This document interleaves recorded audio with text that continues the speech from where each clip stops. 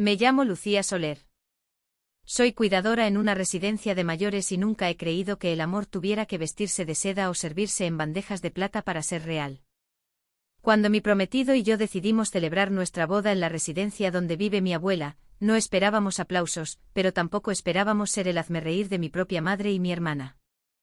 Ellas pusieron los ojos en blanco, susurraron a mis espaldas y la llamaron la boda de la lástima. Pensaban que era algo indigno de nosotras, indigno de nuestro apellido. Pero vinieron de todos modos, justo a tiempo para presenciar el momento que lo cambió todo. Alguien grabó un fragmento de ese día y el internet dictó sentencia. De repente las risas se convirtieron en silencio. Sus juicios se transformaron en pánico y me suplicaron, literalmente me suplicaron, que borrara el vídeo. Pero para entonces ya no era solo un vídeo, se había convertido en la verdad de la que no podían esconderse. Mateo me propuso matrimonio en la azotea del parque de bomberos justo después de terminar su turno. No hubo velas, ni violinistas, ni grandes gestos, solo nosotros dos y el sol de la mañana despuntando sobre Madrid. Dije que sí antes de que pudiera terminar de preguntarlo. Unas semanas después mi madre, Victoria, me invitó a un desayuno tardío en una terraza elegante del barrio de Salamanca. Como era de esperar, mi hermana Claudia ya estaba sentada, tecleando en su teléfono con un café con leche intacto frente a ella. Victoria fue directa al grano: ya he hablado con la organizadora de la finca de los Olivos. Es el lugar más solicitado esta temporada y he reservado una fecha provisional a tu nombre por si acaso. Parpadeé sorprendida y le pregunté qué había hecho, a lo que ella respondió con una sonrisa tensa que era un favor y que se lo agradecería más tarde. Claudia finalmente levantó la vista y añadió que la estética de la finca era limpia y cara, perfecta para su contenido en redes sociales. Solté un suspiro lento y le dije que aún no habíamos decidido el lugar. Victoria agitó la mano restándole importancia, diciendo que no había nada que decidir, que era mi boda y debía reflejar un cierto nivel, nuestro nivel. Para cuando terminó la conversación, me daba vueltas la cabeza, no pude decir ni una palabra sin ser arrollada por la visión de lo que ellas suponían que debía ser mi boda. Esa noche, mientras Mateo y yo cenábamos comida para llevar en nuestro sofá viejo, finalmente lo dije en voz alta: quiero que la boda sea en el Remanso. Mateo me miró y preguntó si me refería a la residencia de ancianos. Asentí y le expliqué que la abuela Elena ya no podía viajar, que su salud estaba decayendo y que si esperábamos a un lugar perfecto, quizás ella no podría estar presente. Él no lo dudó ni un segundo y aceptó que lo hiciéramos allí. Ese fue el momento en que todo cambió. Fue una elección silenciosa, hecha por amor, pero enviaría ondas de choque a través de nuestra familia, ondas lo suficientemente fuertes como para fracturarnos y, finalmente, revelar quiénes éramos de verdad. Se lo contamos en la comida familiar del domingo, ese tipo de reuniones donde las sonrisas son fingidas y las verdades se visten de perlas. Lo siento, dije con voz clara pero tranquila, pero hemos decidido que la boda será en el Remanso, donde vive la abuela Elena. Victoria dejó su copa de mimosa con demasiada fuerza y dijo que no podía hablar en serio. Claudia me miró parpadeando como si hubiera oído mal y comentó que una boda en un asilo ni siquiera era algo irónico o cute, sino simplemente trágico. Sentí la opresión en mi pecho, pero mantuve mi expresión neutral y les dije que queríamos que la abuela estuviera allí, que eso importaba más que un lugar de moda. Victoria se inclinó hacia adelante bajando la voz como si discutiera un escándalo familiar, preguntándome si tenía idea de cómo nos afectaría eso a ellas y a su reputación, ya que había dado esperanzas a sus colegas. Le respondí que tendría que ajustar esas expectativas porque era nuestra boda. Claudia se burló preguntando cómo se vería eso en internet, diciendo que no podía publicar nada desde un lugar que olía a lejía y puré de bote.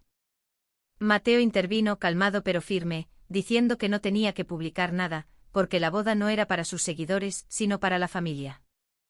Ninguna respondió y terminamos de comer en silencio, con una tensión que se sentía en el aire como electricidad estática. Más tarde esa semana, visité el Remanso para hablar con la directora. Marta, una mujer amable con arrugas de expresión profundizadas por años de calidez, se iluminó cuando le conté nuestros planes. Me dijo que era una idea hermosa, que habían tenido algunas bodas a lo largo de los años y que significaba mucho para los residentes. Le mencioné que significaba mucho especialmente para una persona y Marta asintió, pero luego vaciló y me preguntó si había hablado con el doctor Castillo sobre el estado de mi abuela. Me quedé helada y le dije que no en detalle. Ella me explicó que había habido una actualización reciente y que era algo serio que el doctor debería explicarme personalmente. Se me hizo un nudo en la garganta y la habitación pareció enfriarse de repente. Esa noche me senté junto a la cama de Elena mientras ella tocaba unas notas suaves en su viejo teclado.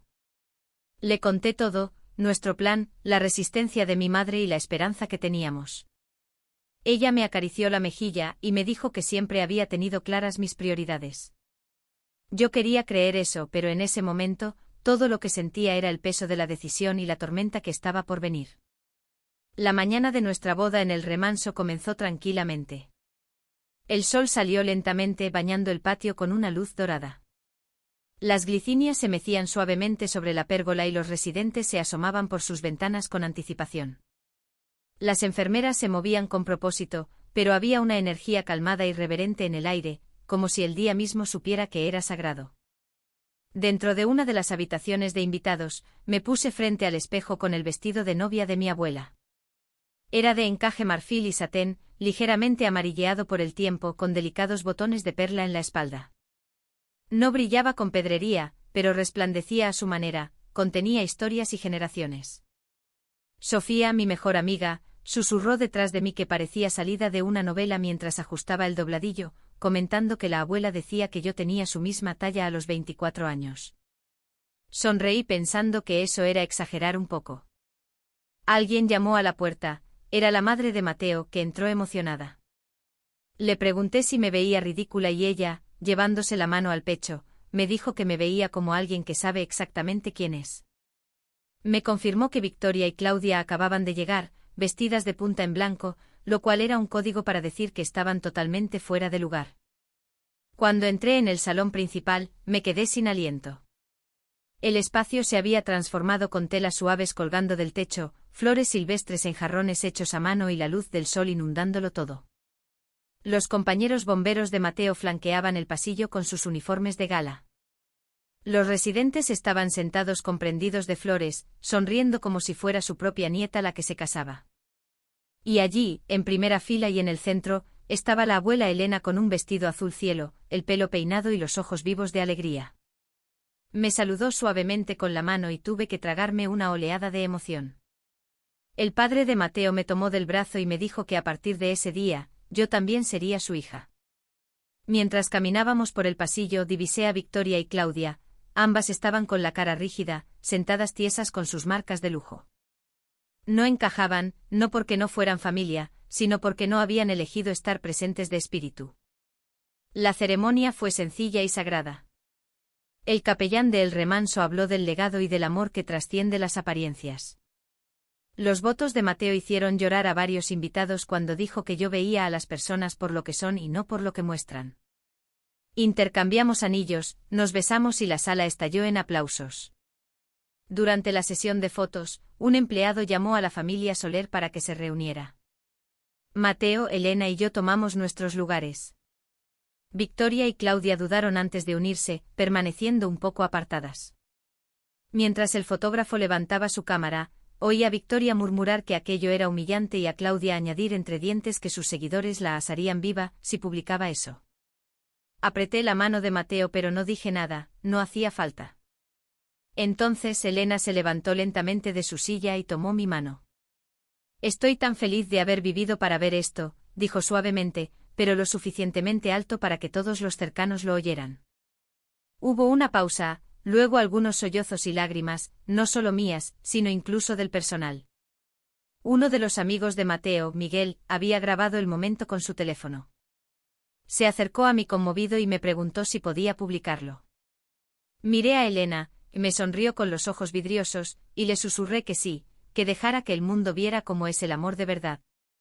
En ese momento yo no era solo una novia, era una nieta, una mujer que había elegido la presencia sobre la perfección, y el mundo estaba a punto de presenciarlo. La mañana después de nuestra boda, la luz del sol entró en el apartamento como un suspiro suave. Mateo yacía a mi lado y durante unos minutos todo fue paz, hasta que mi teléfono vibró una y otra vez. Lo alcancé medio dormida y me encontré con un aluvión de notificaciones, 23 mensajes sin leer y varias llamadas perdidas. El primer mensaje era de Sofía diciéndome que mirara YouTube, que el vídeo se había vuelto viral de verdad. Confundida, abrí el enlace que llevaba al vídeo de Miguel. La miniatura era un fotograma de mí abrazando a la abuela Elena con su vestido azul, ambas con lágrimas en los ojos. El título era La boda más hermosa que he visto, celebrada en una residencia por amor. Tenía más de 400.000 visitas y subiendo. Al darle a reproducir, el vídeo comenzaba con la foto familiar, donde la voz de Claudia se colaba diciendo que si publicaba eso la gente pensaría que era un caso de caridad, seguida por la voz de Victoria diciendo que era más que vergonzoso. Luego el vídeo cambiaba y la cámara hacía zoom cuando Elena me tomaba la mano y susurraba que estaba feliz de haber vivido para ver aquello. El silencio en la grabación después de sus palabras se sentía sagrado. La sección de comentarios era un mar de emociones, con gente diciendo que eso era la definición de la gracia, criticando a la madre y a la hermana, y alabando que la novia hubiera elegido lo que realmente importaba. Me di cuenta de que la historia había llegado a los medios locales. Antes de que pudiera procesarlo, mi teléfono sonó de nuevo, era mi madre. Victoria ni siquiera saludó, solo exigió que hiciera quitar ese vídeo de inmediato porque sus clientes no paraban de llamarla y ya había perdido 2 contratos, además de recibir correos de odio. Le dije que yo no lo había publicado, pero ella insistió en que hablara con quien fuera para borrarlo, diciendo que Claudia estaba en lágrimas porque sus patrocinadores estaban cancelando colaboraciones. Le recordé que yo no le dije que llamara patética a mi boda ni que se riera de la abuela, y que todo eso estaba en el vídeo sin editar. Ella estalló diciendo que no le importaba lo que se hubiera dicho, que solo lo arreglara porque la familia parecía basura. Mateo, que estaba escuchando, arqueó una ceja. Le dije con calma que no lo iba a quitar, que no era mío para borrarlo y que, aunque lo fuera, era la verdad. Mi abuela ya había protegido algo mucho más importante, mi futuro, mi verdad y el tipo de amor que no necesita aprobación para ser válido. Antes de que pudiera responder, sonó el timbre. Mateo abrió y allí estaban Victoria y Claudia, despeinadas y sin pulir, nada que ver con sus imágenes cuidadas de siempre. Claudia tenía el rímel corrido y Victoria temblaba. Me suplicaron que detuviera aquello porque sus marcas se estaban hundiendo. Les respondí suavemente que ya era tarde, que la gente había visto lo que dijeron y lo que sentían. Claudia lloró diciendo que no se suponía que fuera público, a lo que Mateo respondió que lo que no se suponía era que se dijeran esas cosas en primer lugar. Entonces entró otra llamada de un número desconocido. Era Juan Carlos Quintana, el abogado de Elena. Me dijo que mi abuela lo había contactado la noche anterior, justo después de la ceremonia, para hacer cambios en su testamento. Me quedé helada. Me informó con voz suave que ella había fallecido pacíficamente mientras dormía esa madrugada, pero que se aseguró de que los cambios fueran oficiales. Me nombró heredera principal de su patrimonio. La habitación se quedó en silencio, Victoria se desplomó en un sillón y Claudia me miró como si hubiera visto a un fantasma. Pregunté por el resto de sus bienes y el abogado explicó que Elena había establecido una fundación para eventos especiales y bodas dentro de centros de cuidado de mayores, y que yo había sido nombrada directora ejecutiva. No podía hablar. El abogado quedó en explicarme todo por la tarde en el remanso. Mi madre estaba pálida y mi hermana temblaba, habían venido a proteger su imagen y se encontraron con una realidad que no podían controlar. El viaje a la residencia fue silencioso. Al llegar, el doctor Castillo nos esperaba. Nos confirmó que Elena se había ido en paz, aguantando solo para estar presente en la boda. Me entregó un sobresellado con mi nombre escrito con la elegante caligrafía de mi abuela. En la reunión, el abogado nos explicó que Elena había sido extremadamente organizada y que poseía patentes de su época como educadora musical, además de inversiones sabias que habían generado una fortuna en silencio. El resto de su patrimonio, más de 2 millones de euros, me pertenecía a mí. Victoria y Claudia recibieron cantidades simbólicas condicionadas a su crecimiento personal y trabajo caritativo. Luego abrí la carta. Mi abuela me confesaba que siempre supe mirar con el corazón. Me reveló un secreto: cuando yo era un bebé mi madre, abrumada, consideró darme en adopción, y fue Elena quien intervino para que eso no pasara, criándome como suya. Me explicó que ocultó su dinero porque vio lo que éste le hacía a la gente, pero sabía que si alguien merecía heredarlo, era yo. Me agradeció por elegir casarme en un lugar que importaba y me pidió que, si era posible, perdonara a mi madre y hermana, diciendo que no eran malas, solo estaban extraviadas. 3 meses después, la primavera volvió a El Remanso. Las glicinias florecían de nuevo y se había colocado un nuevo banco de madera bajo el cerezo que Elena amaba, con una placa que decía: «Estoy tan feliz de haber vivido para ver esto». La Fundación Elena Soler acababa de celebrar su primer evento oficial. Mi madre estaba allí, ayudando a coordinar los asientos. Ya no vendía casas de lujo, sino que trabajaba como enlace comunitario para la fundación. Claudia había cambiado por completo su presencia en redes, dejando atrás el lujo para hablar de cenas familiares, sus sesiones de terapia y entrevistas con ancianos en centros de cuidado. Yo seguía trabajando como cuidadora y vivía en el mismo apartamento con el mismo hombre que estuvo a mi lado cuando todo se desmoronó.